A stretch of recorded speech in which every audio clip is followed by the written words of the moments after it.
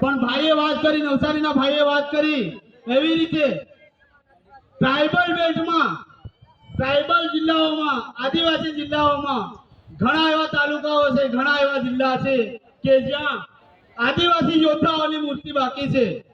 તો મારી આ સર્વે જિલ્લાઓમાંથી આવેલા આદિવાસી આગેવાનો ભાઈઓ અને બહેનોને પણ મારી વિનંતી છે કે તમે તમારા ગામમાં, તમારા જિલ્લામાં જાઓ અને તમારા તાલુકામાં કે તમારા જિલ્લામાં આદિવાસી ક્રાંતિકારીની મૂર્તિ બેસે એવું એક જનસંપર્ક કરો અને ટૂંક સમયમાં ક્રાંતિકારી યોદ્ધાની મૂર્તિ બનશે એવો ખૂબ જ મોટું આંદોલન કરીને પણ મૂર્તિ બેસાડો તેવું મારું નિવેદન છે.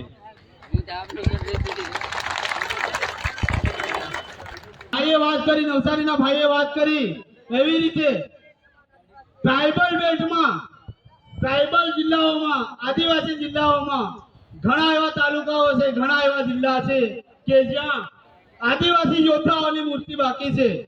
તો મારી આ સર્વે જિલ્લાઓમાંથી આવેલા આદિવાસી આગેવાનો ભાઈઓ અને બહેનોને પણ મારી વિનંતી છે કે તમે તમારા ગામમાં, તમારા જિલ્લામાં જાઓ અને તમારા તાલુકામાં કે તમારા જિલ્લામાં આદિવાસી ક્રાંતિકારીની મૂર્તિ બેસે એવું એક જનસંપર્ક કરો અને ટૂંક સમયમાં ક્રાંતિકારી યોદ્ધાની મૂર્તિ બનશે એવો ખૂબ જ મોટું આંદોલન કરીને પણ મૂર્તિ બેસાડો તેવું મારું નિવેદન છે.